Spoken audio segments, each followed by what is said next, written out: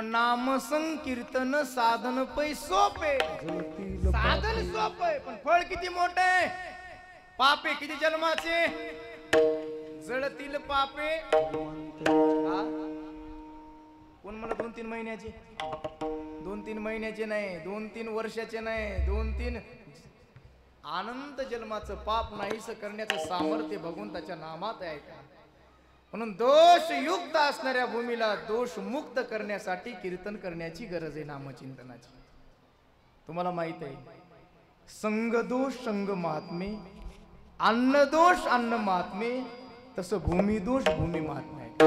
संग दोष नेहमी चांगल्याची संगती करायची महाराज। हो, चोराची संगती केली तर चोरी करण्याची भावना होते, चोरी करण्याची भावना होते। म्हणून मी उदाहरण देत असतो, एका गावामध्ये एक ब्राह्मण होता। ब्राह्मण थोडा विकू कमी करून बेस कमी करून 85 वर्ष तो ब्राह्मण त्या गावात राहिला, त्या गावाची सेवा केली, रोज मंदिरामध्ये ध्यान धारणा करावी। पण त्याच गावामध्ये एक चोरट होतं, 12 वर्ष त्यानं चोरी केली। किती वर्ष? 12 वर्ष चोरी केली। 12 वर्ष पूर्ण झाले अध्यक्ष। 12 वर्ष पूर्ण झाल्यानंतर एक दिवस चोरीला जाता जाता आपल्या बायकोला म्हणला, अगं ऐकलं का? म्हणले काय? हे बघ म्हणले, एक तप झालंय आपलं चोरी करण्यासाठी। किती तप? एक तप झालंय।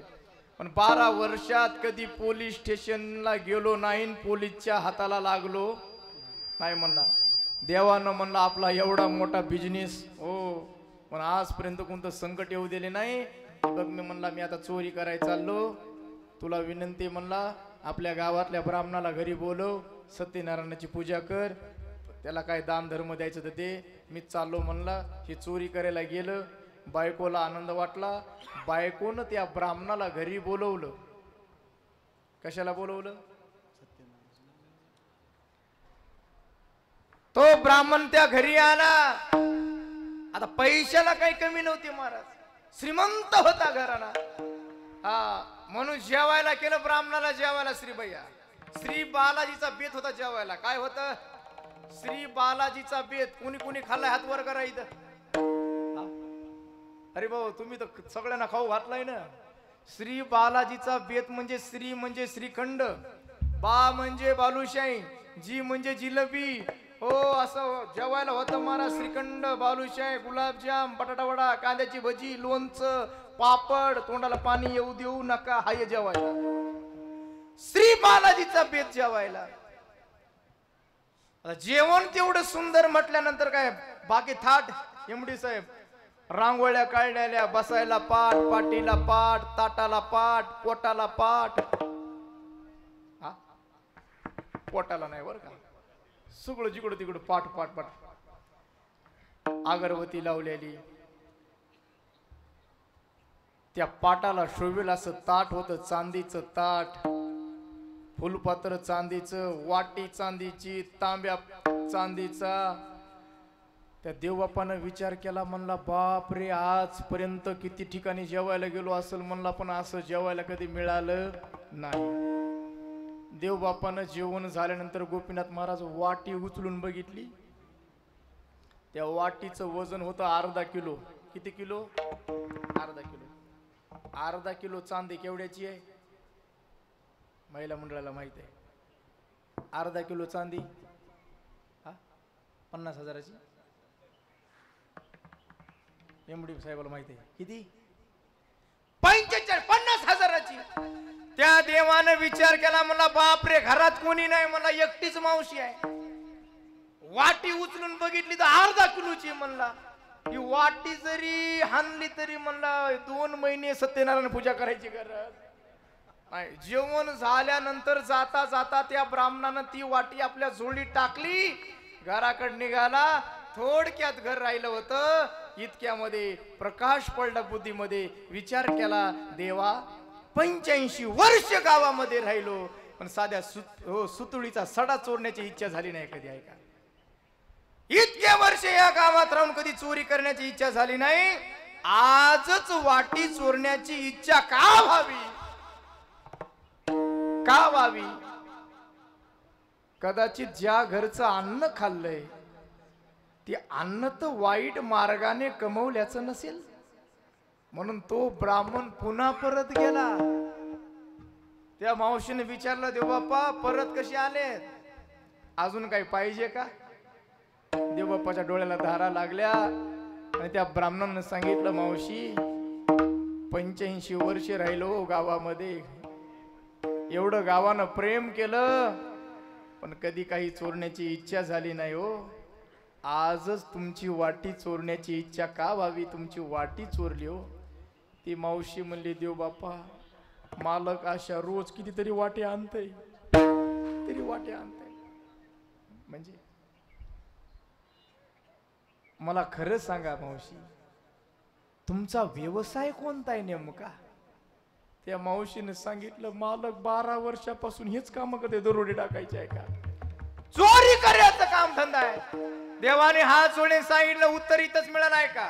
आज चोरी करण्याची इच्छा का झाली याचं कारण आहे हे आजचं अन्न जे खाल्लं ते अन्न चोरी करून कमवल्याचं होतं. म्हणून जसं अन्न खाल्लं तशी बुद्धी तयार होते, जसं पाणी पिलं तसं मन तयार होत आहे. म्हणून जेवण करायचं असेल तर विचारपूर्वक जेवलं पाहिजे एमडी साहेब. म्हणून आम्ही माळकऱ्याच्या घरी जेवायला जास्त प्राधान्य देत असतो आहे का? मी सांगत नाही, बैसता चोरा पासी तैसीच होय बुद्धी, देखताची चिंदी मन दावे. हो, म्हणून 4 ठिकाणचं अन्न खायचं नाही रितेश महाराज, 4 ठिकाणचं अन्न खायचं नाही. कुठलं कुठलं?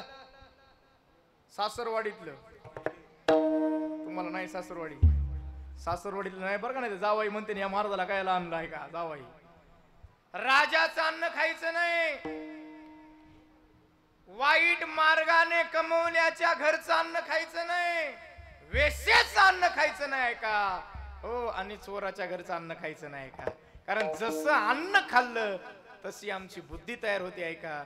म्हणून खायचं असेल ना. अरे जन्मात कधी, हो हे बघा, द्वारकेचा राजा होता, विदुरा घरच्या कन्या खाल्या, पण दुर्योधनाच्या घरचा हो 5 पक्वान्नाचा बेत खाला का? नाही महाराज. का? त्यालाच म्हणतात. म्हणून जसं अन्न खाल्लं तशी बुद्धी तयार होते. अन्न दोष अन्न महात्मे, तसं संग दोष संग महात्मे आहे का? म्हणून नेहमी संगती चांगल्याची करायची महाराज. संगती करावी सदा जनाची, संगती करावी सदा सज्जनाची,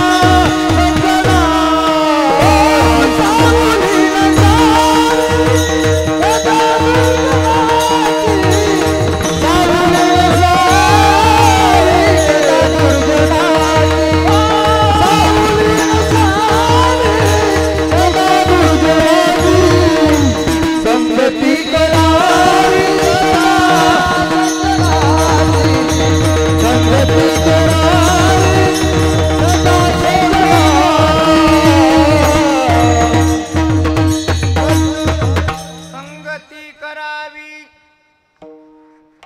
सदा सावली नसावी दृष्ट दुर्जनाची. म्हणून एक सूत्र आहे का? सूत्र आहे कोणतं? संगत करना पडो नकी, हे पडत पडत जाए, गजे के माता जा बैठे, मनमानी सो